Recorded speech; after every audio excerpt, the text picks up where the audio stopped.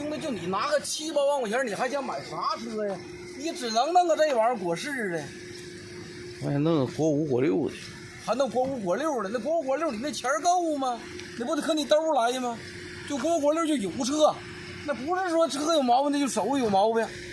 你就像现在这人似的，还都想抽华子，想抽华子还要照10多块钱买，能上那味儿吗？那玩意儿你要抽的话，还不如咱农村的老哈巴赖那味儿。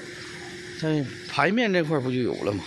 还排面，那排面有，你东西玩意儿你一顿，你手有没有啊？有这你有没有啊？